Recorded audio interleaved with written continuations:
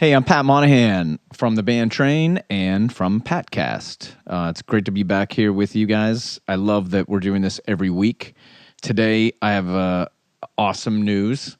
I'm at home, which I don't get to be a lot. Yesterday, I was in Washington, D.C., which is another amazing place. And I just want to turn you on to a couple of things. I ate at a place called the Hamilton. I'd never eaten there before, but it was really lovely. If you're in the D.C. area and you get to go to the Hamilton, check that place out. Also, if you want to try great cabs, I was out with Billy Norris the other day from Gavin's band, and Billy turned me on to a couple of great Cabernets. One is called Faust, F-A-U-S-T, and the other is called Robert Phelps. Billy, his dad is a sommelier, so he knows everything about it. In fact, he probably knows too much, and he should watch it because he gets a little bit carried away, and then he's better than I am at it, and it makes me a little bit upset. Anyway, back to today. I get to hang out at home. I'm writing some songs for the next record, and that leads us to this, the Patcast. Been finishing up this last podcast, and if you want to find anything out about recent podcasts of mine or even from the beginning, please go to patcast.com, or you can go to facebook.com // or whatever. I don't even know what those things are. Patcast. Or you can go to Twitter at patcastpodcast on Twitter. So this week's podcast is with The Script. The three members of the band are Danny O'Donohue, Mark Sheehan, and Glenn Power. What a name. All their names are incredible. Anyway, Danny and Mark grew up together. They got a record deal early on and went to the U.S., working with lots of different artists there. Eventually, after getting dropped from their record deal, they ended up producing for other acts. You know, I'm not sure if this is true, but I just found out recently that Danny might have been in a boy band. We can get to talk to him about that, but you might want to research that a little bit, because I know I'm gonna. But anyway, returning to Dublin in 2001, they picked up Glenn as their drummer and became The Script. Glenn is really a special drummer. I like that kid a lot. Ben and Rodney are two of the other guys that play on stage with them, and we got to perform differently this time when we did songs together. No one's ever set up as a full band before, but these guys did. And I think, have you ever heard of the term, I had a cow? Pergo had a cow. While he was trying to set these guys up, he didn't know what to do. He kind of had a panic attack. But I met these guys a few years ago, at a radio show when Train played a radio show in Miami, and they were there. And so it was great that they came out and toured with us on the Mermaids of Alcatraz tour all summer. They're great guys to be around. They had a bus with a recording studio in the back, so they worked a lot. But then there was a stripper pole in the front with disco lights, so they played a lot as well. On nice nights, they'd bring out a Frisbee. They're kind of Frisbee addicts. Everybody would gather around. By the end of the tour, there were hundreds of people out there, and eventually the Frisbee would end up on top of somebody's bus or truck, and the truck would pull away, and that would be the end of the Frisbee night. In Houston, I got to sit down with these guys and talk about how they became a band, how they approached songwriting, their Irish heritage, and we find out a little bit about who Biro is, as you'll see. We also went to Twitter for some fan questions, so thank you for submissions of those questions, and please keep them coming. Or actually, before I do a podcast, I'll tweet, hey, I need some questions, and you guys can help me out with that. This is the first time that, as I said, we set up as a full band, and I think it sounds kind of cool. I hope that you dig it. They played a couple of their great songs, and this is it, The Script on the Patcast. What do you do when nobody's looking? Nobody's looking. What do you do? What do you do when nobody's looking? Nobody's looking, looking at you. You got to get it while the getting is good. Laugh when you can, cry when you should. You got to give it till the giving is gone. Do what you can, then you move on. What do you do when nobody's looking? Nobody's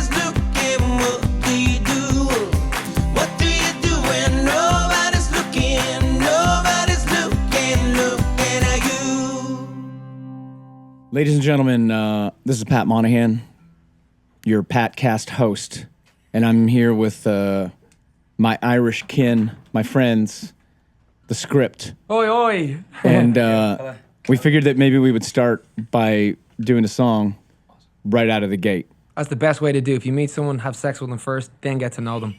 You know what? This is going to be the best podcast ever. All right. Get her ready. Are you ready? She's all laid up in bed with a broken heart, while I'm drinking Jack all alone in my local bar.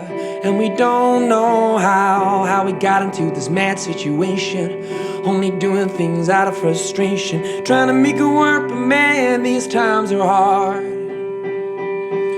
She needs me now, but I can't seem to find the time. I got a new job now on the unemployment line, and we don't know how we got into this mess. Is it God's test? Someone help us, cause we're doing our best, trying to make it work, but man, these times are hard. But we're gonna stop by drinking on cheap bottles of wine, shit talking up all night, saying things we haven't for a while, smiling but we're close to tears. Even after all these years, we just now got the feeling that we're meeting for the first time.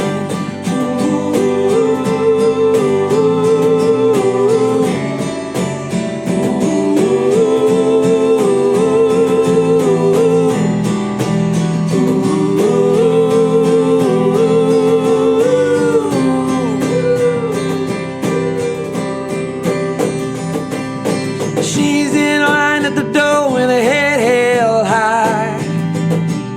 Well, I just lost my job but didn't lose my pride. And we both know how we're gonna make it work when it hurts. When you pick yourself up, you get kicked to the dirt. Trying to make it work, but man, these times are hard. And we're gonna stop by drinking old cheap bottles of wine, shit talking up all night, doing things we haven't for a while, yeah. Smiling but we're close to tears. Even after all these years, we just now got the feeling that we're meeting for the first time.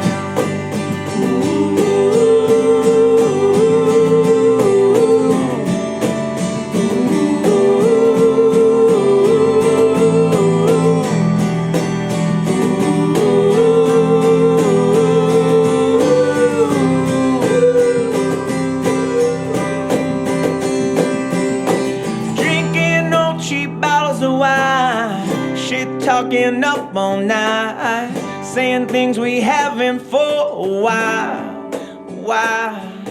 We're smiling but we're close to tears. Even after all these years, we just now got the feeling that we're meeting for the first time.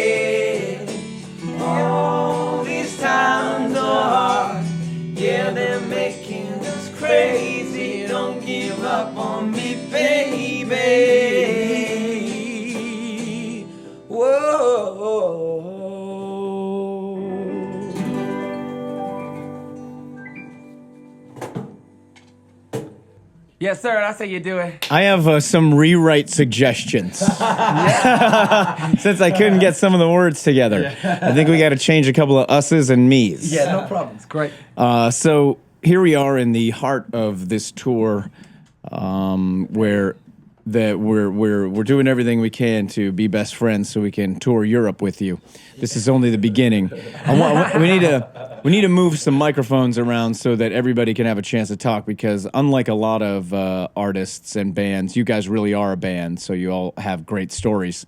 And I've talked to you guys a lot in the last couple of weeks, and I've found that you guys are all incredibly interesting, and you tell me stories about like loss and love and writing together and being friends for forever, but also stories about, you know, meeting Paul McCartney and playing stadiums in Europe, and all of it seems so romantic and lovely, but there's a touch of comedy to all of it. It's like a great Irish story, and and even so, like lyrically and musically, but also personally, do you think that like you represent Ireland, and like Ireland seems to be the most beloved place in the world. Like everybody loves Irish people. Everybody loves Ireland. So when you come out and you have a flag or something, it doesn't matter if you're from the Middle East or Russia or Texas. You're like, heck yeah. Yeah. I got a little Irish in me. You know, everybody kind of puffs up the Irish. What do you think the story behind that is? I think it's probably, I mean, particularly over in America, you know, we had a long history of hardship in Ireland. I think, obviously, everybody knows about the famine in Ireland. And I think due to the exodus, I mean, there was like close to 10, 11 million people living in Ireland at the time of the famine. And through whatever reason, they had to emigrate over to America. And, you know, we've been told that there's 52... We were left with 3 million. We were left with 3 million people. You think of that. But apparently there's 52 million Irish descendants in America alone, which I think is incredible. You know, I think how long our heritage has gone on. We've always been the one country. I think half of them were at the Boston show that we just played. I said this is like a hometown script or a hometown show for the script that day. Yeah, well, you see those ports like Boston and New York.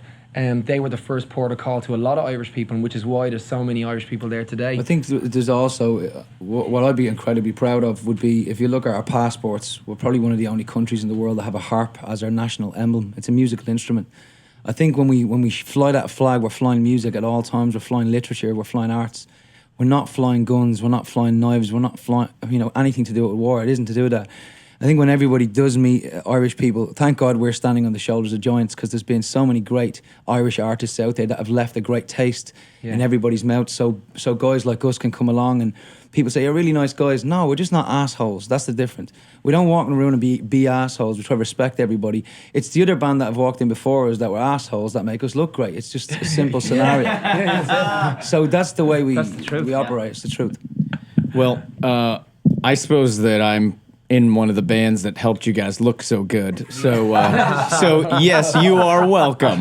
You are welcome. The truth about this tour for me is, like, I met you guys, I think the first time I met you guys was... VH1, wasn't it? I don't think that was the first time. No, we met the first time we met in Miami at a radio show. That's right, yeah. And, you know, we all got to play in front of this curtain, and it was real weird, and those radio shows can be weird. But then we did the best cruise ever on the boat, and I got to know you guys a little bit and got to watch your show, and you're very talented, but you also play music and you interact like you're friends, and I think that that's a strange combination. It really is. I mean, like most bands dislike each other a lot. Really? You know, like you hear stories about guys that don't ride on the same bus together. There's a lot of things that they don't do, not because it's comfortable, but because the dynamic is negative, and that's what makes them a great band. Yeah.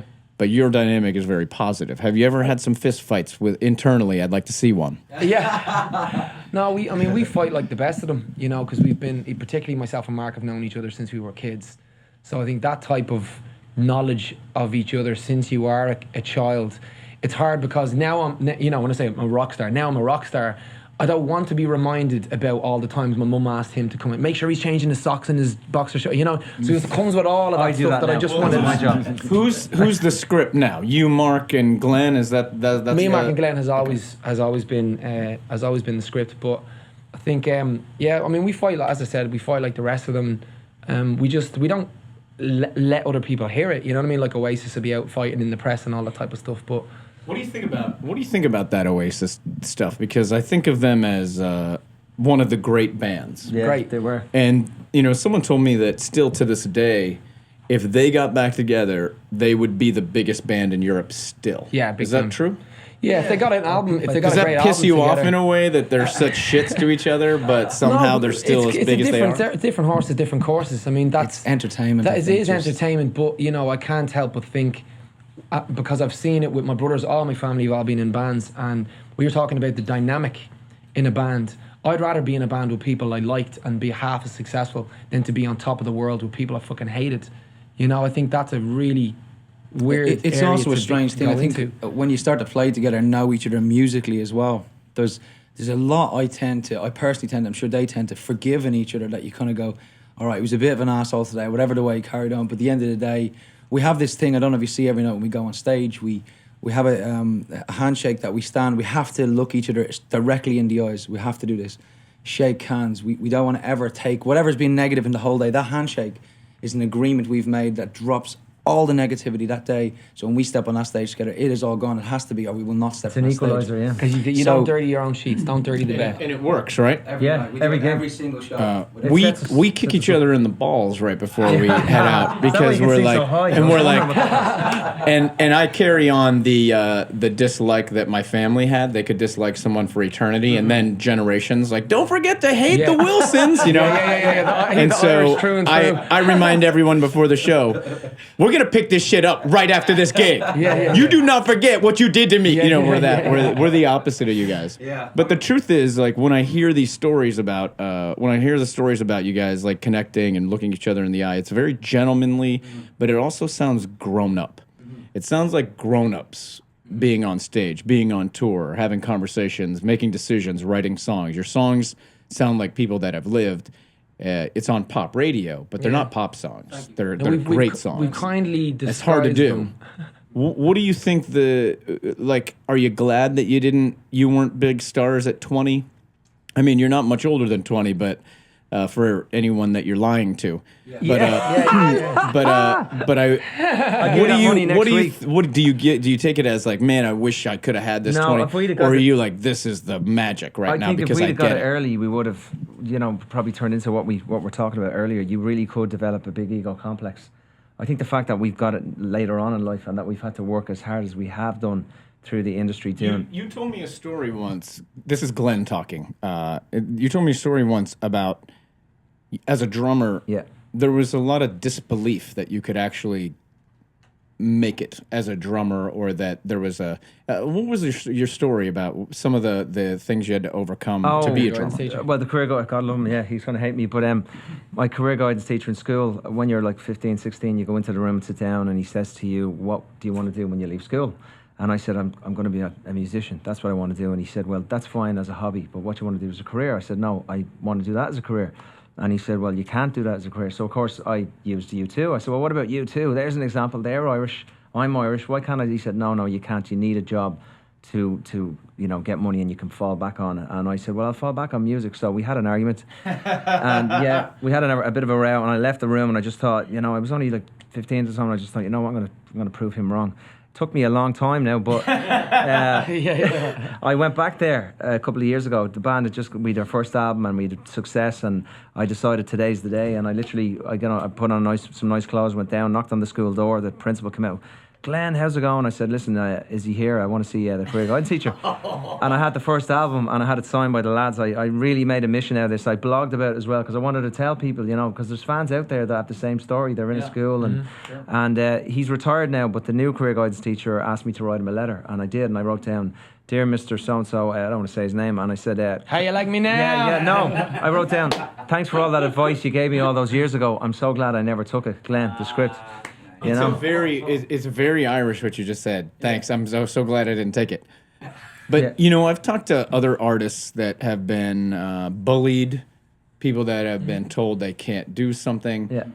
and it becomes instead of disliking them, the fuel that they become, they felt like they should thank them. Don't you feel like in a way you should be thanking him for triggering something in you that lit a fire? I think to be fair to the career guidance teacher, he was part of a mindset in Ireland. Yeah.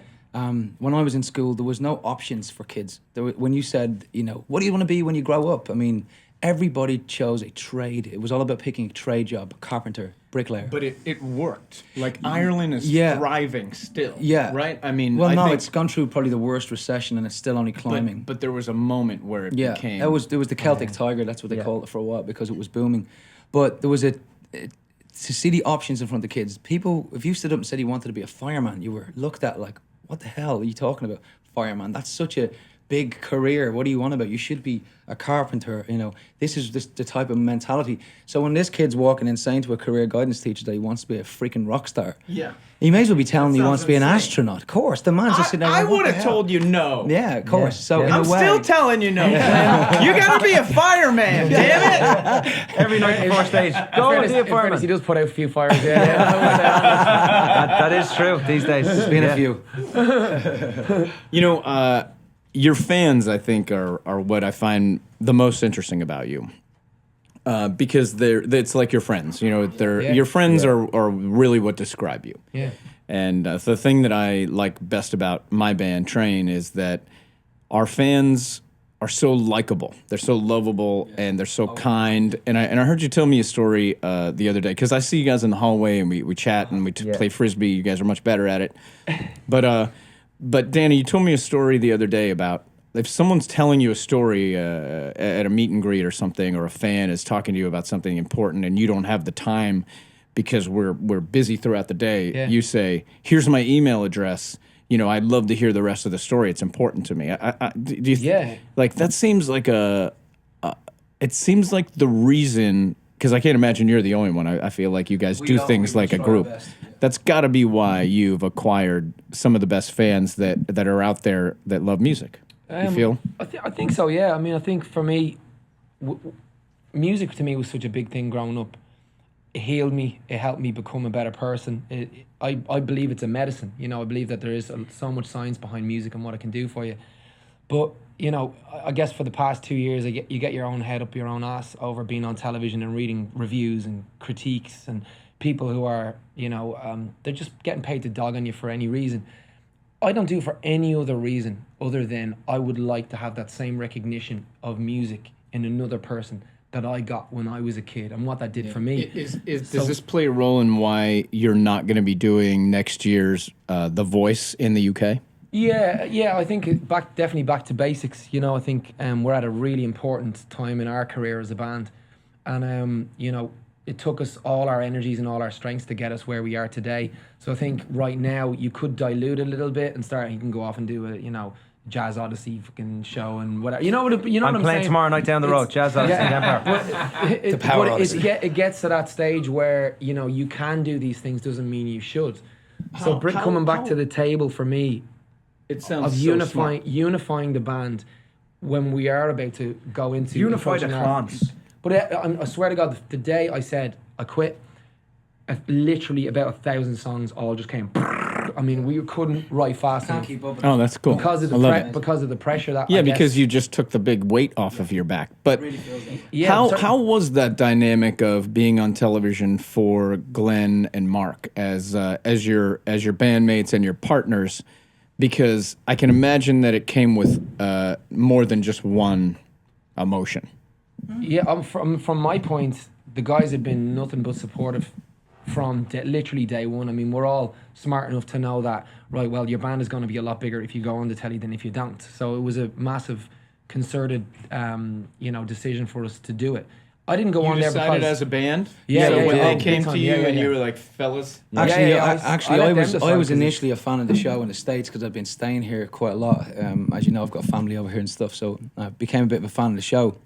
We were having a big problem within our career that our ethos moving forward when we started the band was music only. Anything that did not work against our music, we just didn't want to know about it. Nothing. And we suddenly realised that ethos all made us faceless. we stopped. We didn't put our faces on the covers. We just released music, and we didn't do many interviews. We stayed away from it all. We don't go to the VIP hangout spots. None of that shit. So it made us faceless. And suddenly we wanted to release an album, and said we need to. Unfortunately, we're in a modern age. We need to put someone's face to us. I'm not going to use the bald guy. The drummer didn't want to do it, and so we figured that he was the next best looking to me, and we'll go with that. So I did. I genuinely said to him, "Would you be interested in this?" And subsequently, the audition came in, and he went in and did it, and obviously breezed his way through it. And come back and says, "They actually want me to do it." We'd already opened our big mouth saying that we thought it was a great idea, not thinking he was going to get it, and then he got it, and then we were like, "Shit, he's got this." No, I'm joking. He when he got it, we were really happy he got it. We knew the kind of turmoil it was going to present us, because at the same time, nobody's ever taken, particularly me or Danny, apart when it's come to making music. No one's ever separated us. They just don't do that. And this was the first time that started to happen, and that was difficult. But we were so gung ho. He was working the voice and also coming in to the studio to me in an evening, and we'd be working through the clock all the time. And we did the best album we could. We thought we did a great job. The sound definitely changed a little bit for us, but it was something that we felt we needed to evolve anyway, and we felt that's the way we got from it. We got songs like Hall of Fame from those times and things like that. But like Dan said, it just felt like this time we wanted to go back to basics for a record. And it was, again, a joint decision to talk and sit down and go, what do we all feel here? It took us weeks to even decide. It took us so long to turn around and say, dude, I don't think it's right now, because when we're sitting down to write songs together, possibly there's a bit more weight on our shoulders than should be, you know. I have this feeling, I think I've talked to you about it, Danny, that if you, like my manager and I talk about these shows a lot. I was asked to be a judge on this show, a different show, and I've been on The Voice, and it's always musically. And it's about music, and I'm sure that was your initial, hey, this is about music, and maybe I can help and all that stuff.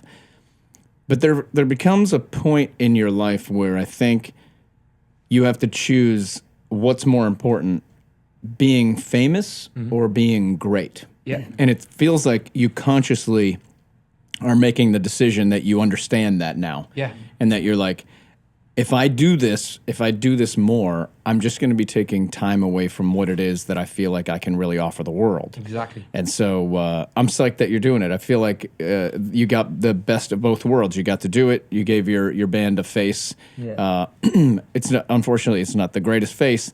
Yeah. But you make do, I think right? Mark's face is make- so, it's a really... I'm like the son out of Teletubbies. It's awesome. I work really well. Guys, this is really Toby, unfortunate. It's only because I was born, when I was a kid, I was born with a disease called Zachary disease. So my face looks exactly like my ass. I love that disease, and I know some people who have that. You know, before I want to talk to you about a million other things, but can we play what I think is the best song that has come out of anyone for the last 10 or 15 years? Break Even. I think this song is it's so magical, man. I watch it every night. And then I asked you the other day, I was like, why do you play this second or third? Like, if this was my song, it would be the encore or the last song. We do the 7-minute version of it. And we would do a 12-minute, like, break even, everybody. Okay, we're going to take a 10-minute break. Yeah. While you clap to break even, you're going to, we just turn it into an epic, moment. Why did you guys decide that this magical, amazing, life-changing song for yourself and everybody else, why second or third? Because we're scared of your crowd, you know. We genuinely we kind of go. We're still a new Where do you band. put it when you finish the night? Well, normally because even back in Europe and stuff, we have, you know, I'm not saying so many hits. But You have so many we've hits. enough that It's we can okay. pitch the tent, if you know what I mean. And Sure. Break Even was one that if we didn't put that up front, we were fearful that we wouldn't get your crowd from the start. As in, maybe there might be 80% of people there. I think know our us, yeah. crowd is your crowd. I I feel think you that could now. put that I song definitely feel anywhere that you now. want, and they're gonna know 7 or 9 of your 7 or 9 songs. The thing we were kind of wondering was, well, can we get that euphoric feeling of, oh my God, that's that band, and then keep it going for the rest of the set, and then you'll get to Man Who Can't Be Moved for the first time, finish the You know, whole right thing. now we're in Houston, and I've decided that if you play that second or third tonight, I'm actually gonna walk out and stop it. Not yet! Not yet! God damn it! No! You don't deserve this song yet. You need to wait. I'm just gonna do I'll that shut if this that's whole going. shit down. I will shut this motherfucker down. Sing some shit nobody knows. Hurry up. Is that cool if I do that? Perfect. That would be good. Hey man, let's. I just want to listen to this. I don't want to interfere with messing up any words, but I would love for everybody to hear this version of Break Even. Here, Mark, I'll put the microphone closer to you. I'm gonna reset. Yeah. All right, let's do it. Yeah, jump on the chorus, man. Man, sing on that. Sing that part. Man, I don't want to mess this up, man. Dude, do it. I'm following pieces. I'm following pieces. It's not called the Danny Cast. Nope. Yeah, exactly. Yeah. Dancast. Dankest. Okay, whenever you win. Yeah, ready? Do we need intro it or Just tempo. You go for it. You know the love.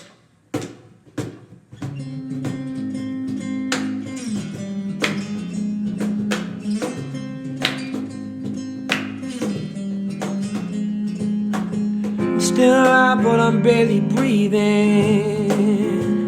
I just pray to a God that I don't believe in. Cause I got time while she got freedom. Cause when a heart breaks, no, it don't break even, no. Her bed stays up with some of my words, yeah. She finally met a man that's gonna put her first. While I'm wide awake, she's no trouble sleeping, no. Cause when a heart breaks, no, it don't break even, no. What am I gonna do when the best part of me was always you? And what am I supposed to say when I'm all choked up? You're okay, and I'm falling to pieces, yeah. I'm falling to pieces.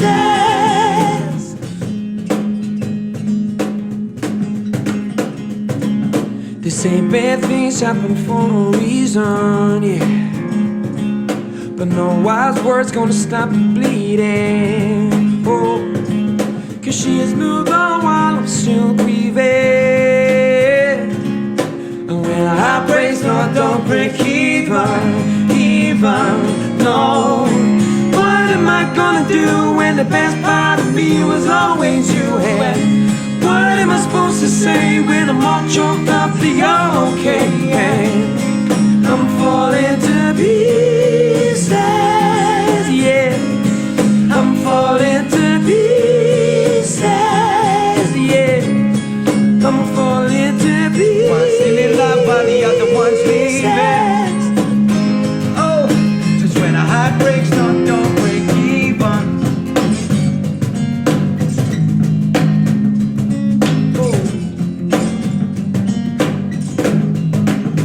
Oh, you got his heart and my heart and none of the pain. You tuck your suitcase, I tuck the plane. Now I'm trying to make sense of what little remains. Whoa, cause you left me with no love to my name. Yes, I'm still alive, but I'm barely breathing. I just pray to a God that I don't believe in. Cause I got time while she got freedom. And when a heart breaks, no, it don't break even, no. What am I gonna do when the best part of me was always you? And what am I supposed to say when I'm all choked up? You're okay, and I'm falling to pieces, yeah. I'm falling to pieces, yes, I'm falling to pieces. One still in love while the other one's leaving. Oh, it's when a heart breaks, no, it don't break even.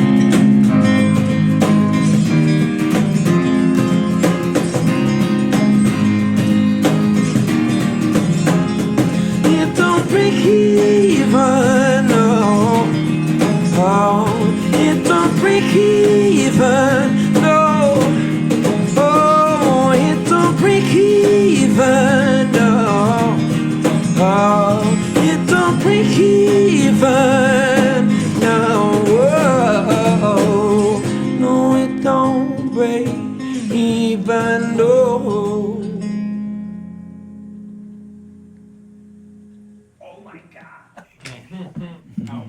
That song is crazy good, dude.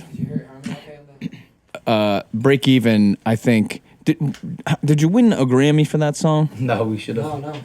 What? Were we even nominated for Grammy? No. You were not nominated for a Grammy for that song. Oh my God, man!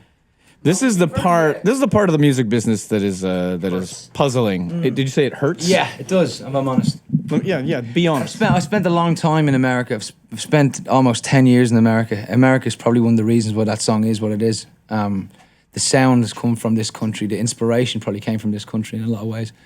And the song was huge here, and everyone loved it. It never even got a look in. I just think that's sad not because I'm in the band. I just think it's a really strong song, and I think compared to some of the songs that are getting Grammys, I feel a bit sick over it. It's a huge miss. And the thing that I've learned about the Grammys, and it's easy for me to say, I've said this before to you guys, like when you say to someone, money isn't everything, they go, well, then give me your fucking money. Yeah. You know, it's like, because you can't say that to people. No. You know, I've heard it when I was a kid and I couldn't afford to buy myself dinner. I wouldn't eat out. People would say that, and I'd be like, I have a solution for you then. You know, hand over your dough. Yeah. And the same thing with Grammys. Like, I happen to have gotten a Grammy, and so I can say this.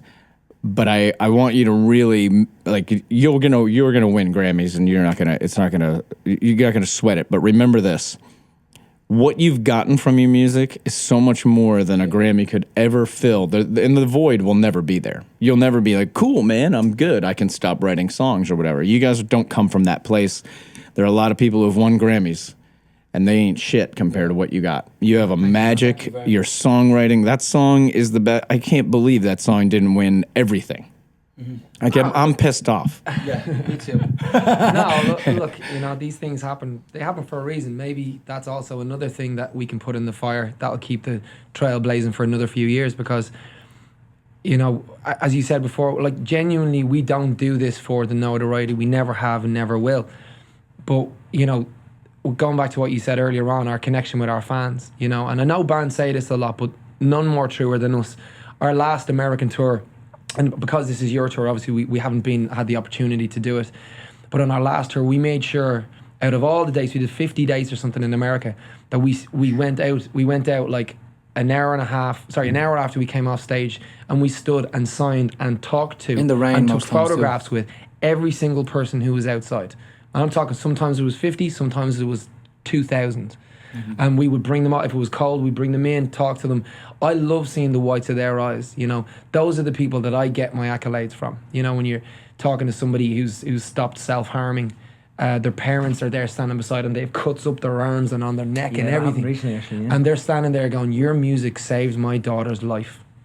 You have no idea how I want to thank you. I want to do everything for her. I'm just like, you just saying that to me, it's that's magic. it. My hairs in the back of my neck stand up, because that's what music did for me. I know I sound like a hippie, whatever, about music, but saved my life. Absolutely saved my life. And it's my reason for getting out of the bed in the morning. It's my reason for coming to America, to be thousands of miles away from home. It's to be here because I know how important music is to people. But with seeing that, I've heard you say that, and I've seen it, and you don't have to convince me that you take care of your fans better than everybody. I love it. I think it, and I try to practice that same thing. Like I try to be friends. These people are not below us. No. They're equals, just like everybody else, and we can't forget that we're fans too. Yeah. And what it would be like if someone would have invited us in from the rain to tell us their story, that would have been life changing. Yeah. You're Absolutely. changing people's lives. We have a thing at home, even that when we think of the fans, you think of that kind of give back and the back and forth thing. I can't help but notice when we're on stage that I feel us as a band are watching them. That's our entertainment for that hour or that hour and a half. That's a good point. And I feel like I'm watching how they perform. If they're getting a bit more lively, if they're a bit more calm, it really affects me. I'm that kind of meter that way. I literally am on a live stage. I'm affected by that. So every night when I go out, I literally think about everybody's journey to the show. If they were, He does, and he reminds us of this as well. all the Especially if time. I'm being a dick during the day, He'll totally. I'd say just like, think it like somebody came in, they probably picked up 3 of their mates, and they're listening to our CD and the way in here having a laugh in the car on the way to our show or to watch us play, and they're all excited. And I try and imagine their journey. I can't stop thinking about what you said to me about a week ago. You said without music you'd be in jail. Yeah. I would love to see you in jail, man. Is there any chance that we could see that? Is there a chance that maybe the latter part of your career you'll end up in jail anyway? I think there's a high possibility. And I do it. What made you say that?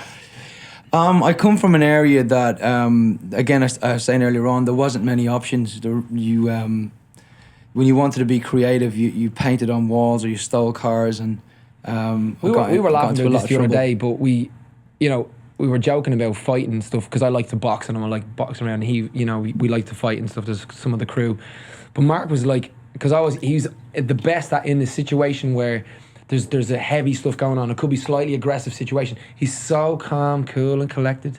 Doesn't matter what it is. Does having children make you that? No, because I was saying to him, I was like, how do you, because I manage, if someone starts squaring up on me, I get all like wobbly legs and all that. Oh, really? I think I can fight, but you know what I mean? But See, you scare the shit out of me. I'm just going to say it. He had to fight literally every day of his life. And I'm not talking like have to fight for something or go to work. Fight. There was a fight down the end of the road. Really? A fight down the end of the road every day in his area. Every day. Every single day I've been in a fight, I believe. Which I think, You learn to think then under chaotic situations. You learn to center yourself a little bit under those situations. When I said about the jail thing, what often happens in an area like mine, I feel like I'm a very good guy in the sense that I never fight for no other reason other than protecting myself or protecting others. And then what will happen is you get an idiot who you do end up in a fight with. He falls on the ground, bangs his head and dies, and I'm the murderer. And you're a murderer. And that's what I'm saying. So I had to get myself out of that situation. The only thing that got me away from that situation was music. It was the only ticket out of there. I love that music is, it's not just, it really does save lives and helps people get through things. And I'm going to get to some of your fan questions in a minute, but Glenn, you haven't said much. And I just want to say thank you. That's no problem. Because, believe it or not, it is also an acquired talent as well. You know what I'm saying? A closed mouth catches no flies. And better, here's a great, one of my favourite sayings is better to close your mouth and be thought a fool than to open it and prove it to be true. My friend. Actually, I'd love to hear your story. What part of the country of Ireland are you from, and was your family musical? You said that your dad played in a band with Danny's dad. Danny's my dad. dad years ago. Yeah, when I met... What part of the country are you guys from? We're from the sticks, the boonies. Dublin. Mark would be from town, and myself and Glenn are from relatively the same area. We're Battersea. literally, I'd say, 10 minutes away from each other, and we never met each other until I went to Los Angeles for the first time to visit Mark. That's crazy. Which is kind of weird, isn't it? And then... Dads had also played in bands. Yeah, It was meant. You guys were meant to. And when I met his dad, I told him who my dad was. He's like, Yeah. "Oh my God, I can't believe that! I'm so glad that you guys are in a band together now." It was almost like history repeating itself for him. And speaking of, Danny, your father never got to see the success of your band. No, yeah. It's just one of those things, I guess. I mean, we were chatting the other day, talking about that. Sometimes those important people in your life, they're best served the things that they can do up there. Yeah. And they were. I don't know why you It phrased it feels that beautifully. way. I You like phrased that. it beautifully. That It just sometimes feels they can like, do more from you from up there. Like I have a friend named Teresa Caputo, and she's. I was telling Mark this because Mark is big into the world of mediums and stuff, and Teresa has.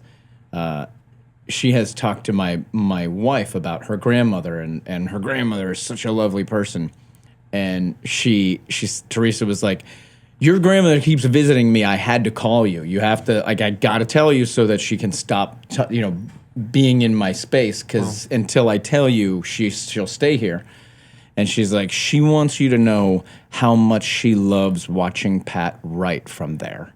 Wow. And I just know that all these people that aren't here among us anymore are writing our fucking songs. And if you don't think that they are, like, don't you ever wonder how you wrote Break Even and, like, who was a part of it? Because this is a magic song that, like, sparked everything.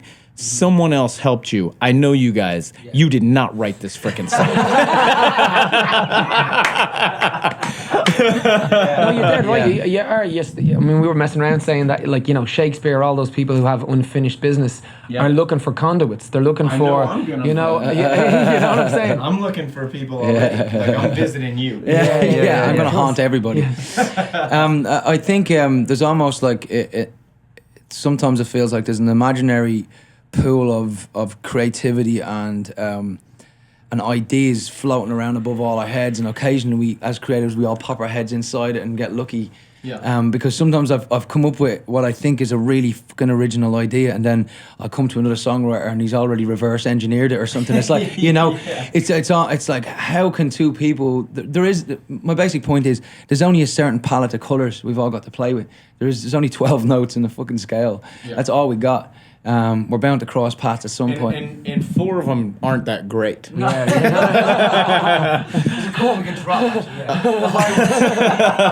Yeah, I can't hit some of those. So I want to, you know, usually what I do is I have some of my wife's questions that she would like to ask people to finish up. But this time I thought maybe I would tweet and see if there were some. And I got to tell you, like, you got to know who this girl is, because I think she sent 600 questions. Her name is Claire Rosenkrantz. Interesting. She's got a name. picture. Shows a picture. There's a picture of her with you guys. I know her. Okay. Indeed, yes. Yeah, I think you're going to see her in California. Yeah. She wants to know a lot of things. She wants They're to know. all, will you marry me? She wants to know what your favorite show has been so far in the U.S. Favorite show was Curb Your Enthusiasm. Larry I don't think David. She meant that. She meant the actual show we played. See, you should listen to Glenn. You should listen to Glenn more often. he talked more, I didn't he would. know he was the brains behind everything. He's using big boy voice. I couldn't hear him. No, he's right. What show was your favorite show show was that the you've favorite? performed on this It would have been in tour? the last couple of days. There was. It's a tough one, isn't it? They've all been great. There's been one or two where we've walked off and we've kind of went. Long Island, I think. That was it? That was a Long great. Island was amazing. That was a great show. Yeah. Yeah. Well, That when- in Boston was good too. Yeah, boss. Well, First you know. night for me was pretty special. The first night. I'm not going to fangirl over you or anything, but like, first I got up night- and sang with Pat from Train on the The first, first night was I came. Cleveland. Cleveland. Yeah. That was He's like, I'm that not was gonna magic. lie. Gavin DeGraw and I got. I've got Kevin DeGraw to the left That's of me, cool. and I've got fucking Pat Monahan to I the gotta right. tell you, that is I'm sitting there with a that's a microphone. really magical time that you got. Like, I've always dreamt of like headlining and inviting everybody to be part of a family, because I've been a support act for 100 years, and I've learned what I don't want to be like to Yeah. people. Yeah. And when you include everybody, like I was telling Danny the other day, when we were in Hershey, it was a different show. There were more people, so we invited everybody that wanted to come up, because it's hard enough to be out here fighting against each other. Yeah. But when you do it together, then everybody in the crowd has been saying, like, you guys all look so happy. Like, everybody from every band. Big And family up there. It is a big family. I think it's... It feels like a bit of a festival vibe, though. In general, this run of shows, I think what we try to do at home, we try to do just what you guys have done here. We try our best to put quality bands on, whether or not we feel that they're big or they're big. It doesn't matter. So we try to put the best show we can on, because at the end of the day, when people are buying tickets, they leave going, that was a quality show. Hosted by the Scripts. Yeah, and that was all you it know, was. yeah. And we really enjoyed that. I think that's what it feels I like. feel more like a host than a headliner. Like, this is... You guys are headliners. Like, Gavin's a headliner. This is like a big co-headline tour, Yeah, it's and fantastic. a host is much better. People want to know when your 4th album is expected. Well, I mean, we're writing it right now. Yeah. We have a recording studio out with us on the bus. So whenever we're not, in doing podcasts or doing sound checks and stuff, we're just out there, just working away. We don't have a time period on it right now, because same really reason why we left The Voice is having things hanging over your head creatively doesn't allow for the best creativity, in my opinion. So I think not having a date, not having anything, just having a free road. It's the three of us back together again. You know what I mean? With no outside crap, I would say probably very soon. Because no, but I really would, because I love that. But I if you think put people are The gonna Voice- love if you- that. If we did The Voice next year and we did another tour, Yeah, then you probably don't not for know. another year. You never know, because it's Now just we know. people's heads everywhere. The That's decks, awesome. The decks are clear. So. Yeah, we know it's The coming decks soon. are clear. Why do Irish say things so poetically? And I just sit around and go like, ooh, oh, 2 weeks. So here's something, a question from Catherine, and I don't want to say her name wrong. It's either Melendick or Melendick. Let's go with Both Melon. ways you said it wrong. Let's go with Melendick. Hey, Melendick. What is the Script's most favorite find in the U.S.? Well, when they say find it, you mean place? I would expect like a restaurant or a place that no one knows about. Oh, Something there's a that- place in LA when I was living there. It was my favorite thing to go down was Turtle Tuesdays, and they used to have turtle racing. It was this club, right? I swear to God, it was this club. was It used to awesome. have, it looked like a mini bull ring, and in the center of the ring there was a little see-through plate, and underneath the see-through plate you could see 10 turtles. And all of them had racing stripes and numbers on them, Jeepers. right? And then it was like, and I mean, Not cruel everybody's at around all. like Fight Club, almost like Fight Club. It sounds So like a around turtle disaster. So everybody, he just gave away the punchline. We joke. I'm only kidding. No, kidding. So everybody's all around throwing money down, and then next of all, they lift up the thing, and everyone's like, "Oh God!" Like, I mean, how long does it I swear take? they were going like 100. How long does it take takes though for a honestly race? about 15 minutes. I mean, It's seriously. hilarious. For one of them, They run about hours. 15 minutes It's for them to hilarious. kind of go off, but every time one of them moves like it's right. I think It was though, the best thing. I used to bring everybody down. that we've been around America for a long time, so there's a lot of special things about America. But I think one of the special places for me was Nashville. That was such a surprise to me that they say you can't find a napkin in Nashville because everybody's writing songs, and it feels that way to me. It really does feel that way to me. I think of, I'm not sure if you see this, but I think of Ireland, and I said this when we played Dublin last, we play for, I don't know, like 1,000 people in Dublin, and you play for 60,000, but, so anyway, if I could wash your shoes or something before. But I said, Ireland is where country music began. Yeah. It was folk music, and then it turned into, and then, so there's a lot that you're finding, I think, in Nashville that is probably similar to home. Yeah. Do you find that that's true? Storytelling, I think. The people also feel so genuine, and they feel like they're looking after each other. It feels when I'm out. We have a thing we always say, like, we do have a laugh, we have fun, but we try to stay inclusive with the fun. Yeah, we try not to try and make fun of anybody else. It's always inclusive, And it feels like I'm the that's- opposite. Yeah, well, If you haven't noticed. unless you're on the butt end of it, I mean, it's always the way. Yeah, But I love when you're the yeah, guy. yeah, I'm the guy.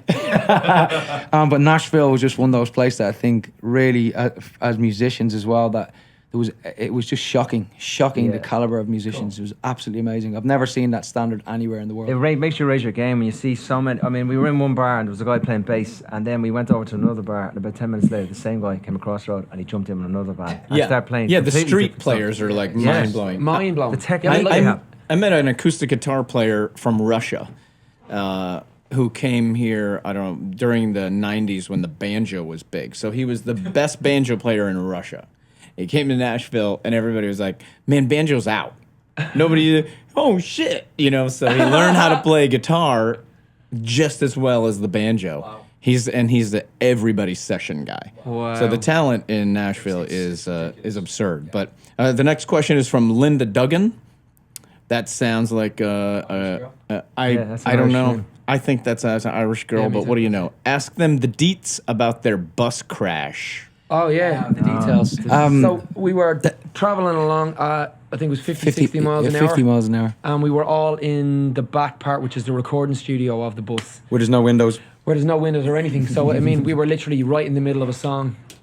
And I think Mark was stood up with a glass of wine in his hand. Another producer, Jimbo, he was standing in the doorway. I was And playing kit on the keyboard. if what Oddly felt enough, like was that I have the audio right here. Oh, you gotta play it, dude. Oh, have you got it? Have you really have it? This is awesome. So this is John the Crash. No, you need to change the sound because it's just changing the octaves every time. Cool. Let me get to it with my.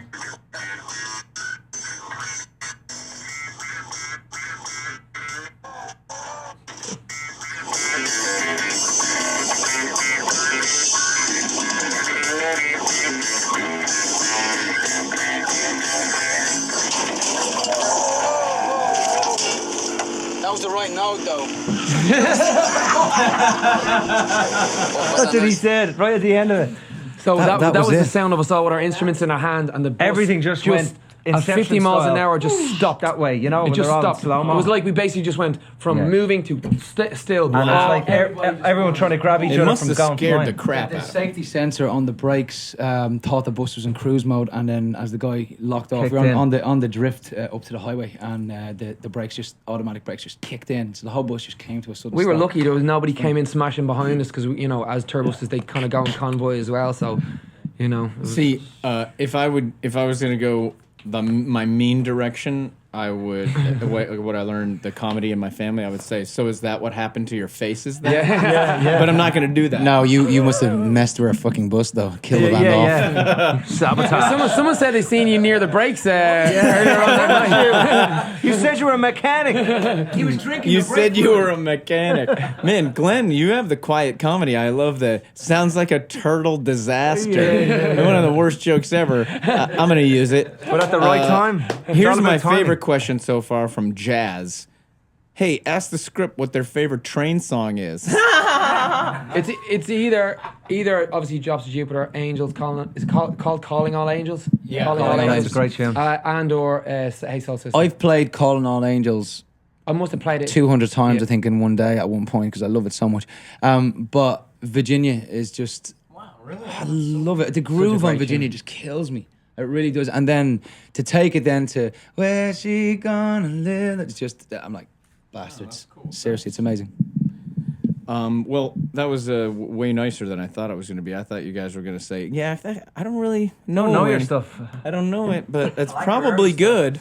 I like your early stuff.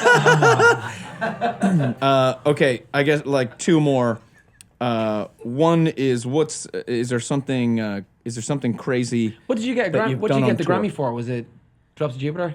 Yeah, we got Drops of Jupiter and then Soul Sister one. Wow. But that Grammys. was Big that song. was that song. Man, see, that's talk about desperation, man.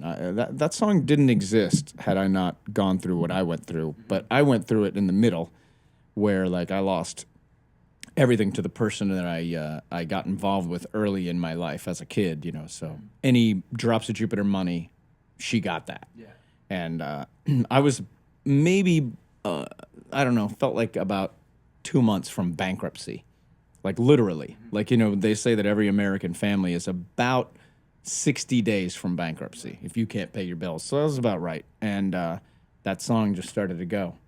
And I was real lucky that Hey Soul Sister worked because it was a mess. And for did me. it work? Oh my god! But so people That's a want to know if brilliant, there's a brilliant crazy thing that you've done on tour. It doesn't have to be this tour. And then I'll just ask you one more. And then Yes, I what did. kind of crazy thing? We do crazy things all the time. We're full of them. I got naked one time when I shouldn't have. Are you kind of talking that kind of crazy? Yeah, yeah, I wasn't yeah. that kind of Talking crazy. then. Yeah, I no, I didn't don't really- mind. Yeah, he did get naked. I don't mind He talking get crazy. naked and had a big pillow fight. had a with naked lot of pillow girls, fight and one they all night. took Yeah. photos of him. Yeah. And they're somewhere on the internet. It's probably on the internet. And no, somewhere. in fairness, I have to say, my chief negotiator beside me here, Mr. Danny O'Donoghue, did manage to get them all deleted for I me. did indeed. Um, He did. He did. He actually did. So, Got them all yeah. done. I don't. The thing is, I don't know what I was doing, but I hope I look well in the photographs. That's all. Let's just say I deleted them all. It was your balls flapping in the air that got me. Other than that, the pillow looked awesome. So the last question, I think, well, you know, there's a lot of them, but I think this is the best one. Is let's see if I can find out who wrote this question. It's a good one, I think. It says a lot about somebody, because there's a lot of, hey, what would you be if you weren't a musician? And we all have the same answer, prostitute. So that's a bore. I can't remember who wrote this one. If I can, I'll look it up while you guys are answering it. But one superhero you get to be. This is a great final question because I have some expectations right now about what you guys are going to say. You get to be one superhero. And then maybe you can tell me what your superhero power would be. And that's going to say what I need to know about you guys. Mine probably be Biro. It's my superpower is drinking loads. Call me Biro. No, I'd probably go with invisibility. I think it's I think I'd go with invisibility. Why? Have you seen Girls in the Shower, Lily? Well, they won't fucking see me. Woo! That's disgusting. Yeah. But I love that. And I probably would like to be invisible as well. Glenn. Do you have a superhero that you'd like to be, or that you would choose, and then maybe a special power? Power, isn't that? Yeah. Glenn His last name is Power. I know, it's love awesome, isn't it? I was telling that. Yeah, people always ask me, "Is that your real name, man?" I was like, "Yeah, no, I didn't make it up. Like, it's not pretend." So, Oh, we kind of look like backing dancers or something. yeah, today. don't we? Don't we? Like the two of us. It's the cock and two balls. Man, Jerry loves dick jokes. Yeah, oh yeah, me. See? I have a move. Look at us there. We've got our back and dancer. Look, Glenn's hanging a little low to It's the the left, cock like and mine, balls. too. Look, I'm coming. Oh my God, are you serious? I never saw anything more attractive. That's called improv on the spot, in the moment. Boom. You won't get it anywhere else. I probably. No, we didn't rehearse that. I just came all over my face. I know they say. All over my face, I'm sorry. I know they say he did. Some people say he did have superpowers. Some people might say he did not. But I'd be JC, and I'd go around and I'd do various things, and I'd change water into wine and all that kind of stuff. Already So been done. that's what I do. JC. Yeah. From JC From and the NSYNC? Sunshine Yeah, Band? yeah. I'd start a band as well, man. Be awesome. The rapper JC? Did you ever hear Casey and the Sunshine Band? JC. Yeah, JC. All right. So, and then what is your power going to be? It'd be everything: miracles, healing people, telling out truths, philosophy, all kinds of great things. I'd go around the world, and then to top it all off, you'd bring me to your party. You'd be out of booze, and I'd just go over and I'd tip the bottle of water, and it becomes wine. What if when it comes your time though, and when you finish your life and you're up in the afterlife and you're on the next plane and you meet JC, and he's like, "Oh, what's all the fuss about? I was just a sandwich maker." Yeah. Are you going to be disappointed, or are you going to be like at this moment you're going to be like, "Oh shit, man! I did that Yeah. podcast with Pat, and I chose to be you, and I got to be a sandwich maker." I know, yeah, but it'd be a good sandwich. You know what I'm saying? Be a good sandwich. I'd say Because, after thousands of years, you never know what a guy will say about another guy. I mean, by the time we're done with this life, the things I'll say about you, who knows if any of them are true? You know what I mean? That's it. I don't need to confirm nor deny them either because I let the legend live on. Yes. Let the legend become itself and reproduce. Yeah. And multiply. That Glenn guy, I saw a bird fly out of his asshole,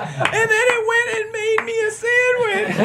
I'm going to talk about crazy And he stuff. levitated on stage. It was Yeah. amazing. Okay.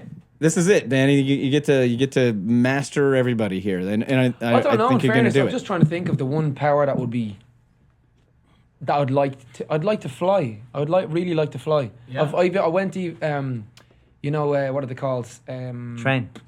No, skydiving. I went skydiving. I went down like literally 7 or 8 times down to the place where you learn. They got the. I can't even think of the name of it. It's Tone Light called did it in Florida. Sky Venture. Yeah, Sky I Venture. did that. It's So wicked. it's basically like this big fan up on the top of the roof, and it sucks up, and basically you just stay mid-air. But you're only 6 feet off the ground. He's So I think about 12 flying. feet. You're right up there, man. I nearly killed myself. Flying, I got such a buzz out of that I think was the one thing. Everything else, Of all the characters that fly, would Superman though? probably yeah. I think. Yeah. I mean, Seems a logical. lot of them do fly, don't they? And then as a songwriter, you definitely have kryptonite. Kryptonite is probably girls for you.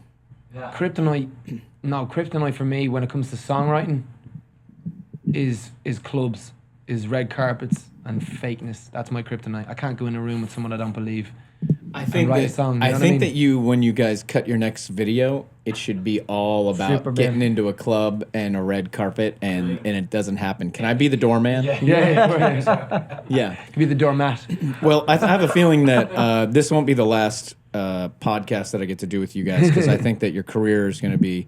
I think of you guys as the future biggest band in the world. I I think that appreciate- I really appreciate currently, that. I think that you're one of the massive bands in Europe, and I think soon to be in the U.S. as big as you are here. I think that eventually you're going to be playing stadiums and doing everything that you're supposed to do, and the commitment of doing good work is proof that that'll happen. But look again, as far as our story goes, you're right in there with it now. You know, Well, thanks. being Yeah. able to usher us out to, and as we said before, just like hosting us out to, Yeah, to be great your for us. fans to us has been But he said host. Yeah, he said Yeah. No, I like both. But- both. but I've been both. The after show It stuff we genuinely have to means a do, lot I'm to not us to so be able keen to on, open but up you know what? I'll take it your for the fans team. and It's your all good. audience like that to us. So Well, it's very much I appreciated. think everybody's leaving here thinking that you guys are a great group of guys and a great band, and that's the kind of trained fans are. Is they recognize very quickly who's genuine and who's not, and I Yeah. think that's why they love this tour because